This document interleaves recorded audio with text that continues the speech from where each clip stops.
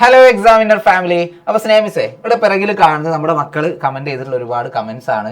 ഈ കമന്റ്സിനെ കുറിച്ചും അതുപോലെ ഇനി നമുക്ക് ആനുവൽ എക്സാം ആകുമ്പോഴേക്കും എന്തൊക്കെ കാര്യങ്ങളാണ് ചെയ്യേണ്ടതിനെ കുറിച്ചൊക്കെ നമുക്ക് എന്ത് ചെയ്യാം, ഒന്ന് ഡിസ്കസ് ചെയ്യാം. അപ്പൊ ഇവിടെ നോക്കിക്കഴിഞ്ഞാൽ കമന്റ്സ് നോക്കിയാല് എല്ലാം നെഗറ്റീവ് ആയിട്ടുള്ള കമന്റ്സ് ആണ്. അതായത് എക്സാം പൊട്ടിപ്പോയി, പ്രതീക്ഷ പോലെ നല്ല മാർക്ക് സ്കോർ ചെയ്യാൻ വേണ്ടി പറ്റുന്നില്ല.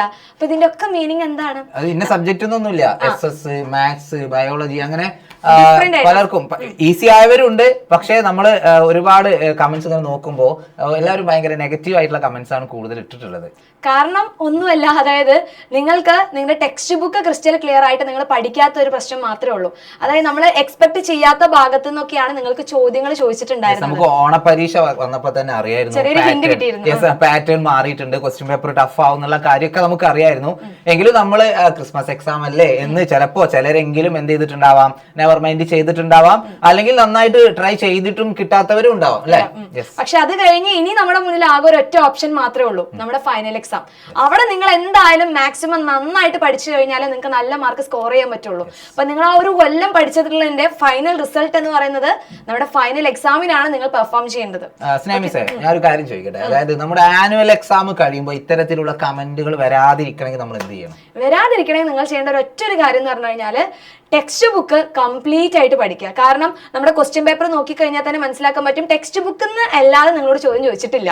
അപ്പൊ ടെക്സ്റ്റ് ബുക്കിൽ നമ്മൾ എക്സ്പെക്ട് ചെയ്യാത്ത ഭാഗത്തു നിന്നാണ് ചോദിച്ചിട്ടുള്ളത്.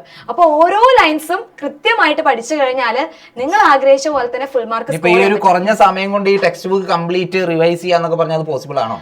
പോസിബിൾ അല്ലാത്ത കാര്യമൊന്നുമല്ല. കോൺസെപ്റ്റ് മനസ്സിലാക്കി കഴിഞ്ഞാൽ എന്തായാലും സെറ്റ് ആവും. അപ്പൊ അതിന് വേണ്ടിയിട്ടാണ് നിങ്ങൾക്ക് ഇങ്ങനെ ടെക്സ്റ്റ് ബുക്കിലുള്ള ഓരോ കാര്യങ്ങൾ, അതായത് 100% ടെക്സ്റ്റ് ബുക്ക് കംപ്ലീറ്റ് ആയിട്ട് പഠിപ്പിച്ചു തരുന്നതാണ് നമ്മുടെ ക്രാഷ് ബാച്ച് എന്ന് പറയുന്നത്.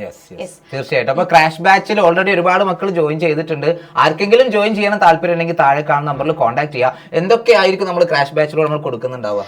അപ്പൊ നമ്മൾ ഓൾറെഡി പറഞ്ഞിട്ടുണ്ടായിരുന്നു, കംപ്ലീറ്റ് ആയിട്ട് ടെക്സ്റ്റ് ബുക്കിലുള്ള ഓരോ ലൈൻസ് നമ്മൾ പഠിപ്പിക്കും. അപ്പോൾ നിങ്ങൾക്ക് ആ ടെക്സ്റ്റ് ബുക്കിലുള്ള ഓരോ ലൈൻസും ഒരാൾ പഠിപ്പിച്ചു തരുന്നത് വളരെ കുറച്ച് സമയം കൊണ്ട്. അവിടെയാണ് നിങ്ങൾക്ക് ടൈം മാനേജ് ചെയ്യാൻ പറ്റുക.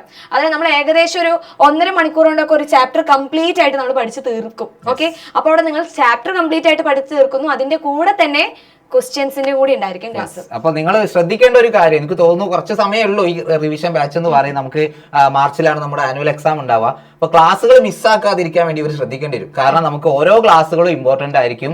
കൃത്യമായ ടൈം ടേബിളോട് കൂടി നിങ്ങൾക്ക് എന്ത് ചെയ്യും, ക്ലാസ്സുകളൊക്കെ തരും. അത് മക്കൾ കൃത്യമായിട്ട് ഫോളോ ചെയ്യുകയാണെങ്കിൽ ഇത്തരത്തിലുള്ള കമന്റ്സ് ഇനി നമുക്ക് ആനുവൽ എക്സാമിൽ ഇടേണ്ടി വരില്ല. കാരണം നിങ്ങൾ ഓണം എക്സാമിന് കുറെ ചാപ്റ്റേഴ്സ് പഠിച്ചിട്ടുണ്ട്, ക്രിസ്മസ് എക്സാമിനും പഠിച്ചിട്ടുണ്ട്. അപ്പൊ നിങ്ങൾക്ക് ചില ചാപ്റ്റേഴ്സ് ആയിരിക്കും കുറച്ചും കൂടി ഡൗട്ട് ഉള്ള ചാപ്റ്റേഴ്സ് ഉണ്ടായിരിക്കാം.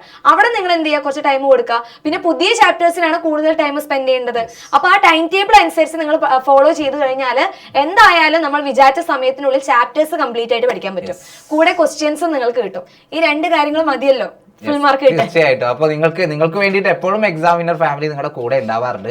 അപ്പോൾ ഇനിയും നിങ്ങൾക്ക് ഇപ്പോൾ ഒരു ക്രിസ്മസ് എക്സാം ഇത്തിരി ടഫായി പോയി എന്ന് കരുതി ആരും എന്ത് ചെയ്യേണ്ട, ടെൻഷൻ അടിക്കുക അല്ലെങ്കിൽ എനിക്ക് വയ്യ, ഞാനില്ല, ഐ ആം ഡൺ എന്ന് പറഞ്ഞിരിക്കൊന്നും വേണ്ട. നമുക്ക് എന്ത് ചെയ്യാൻ പറ്റും, തിരിച്ചു വരാൻ വേണ്ടി കഴിയും. അപ്പൊ തീർച്ചയായിട്ടും നിങ്ങളുടെ കൂടെ എക്സാമിനർ ഫാമിലി ഉണ്ടാവും. അപ്പൊ ഇവരെന്ത് ചെയ്യാം, നമ്മളോട് ജോയിൻ ചെയ്യാം. ഇനി നിങ്ങൾ ഫൈനൽ എക്സാം കഴിഞ്ഞാൽ ഇതുപോലുള്ള കമന്റ്സ് ആയിരിക്കില്ല നിങ്ങൾ ഇടാം. അത് നമുക്ക് നോക്കാം അല്ലേ. ഓക്കെ, അപ്പോൾ ഓൾ ദി ബെസ്റ്റ്.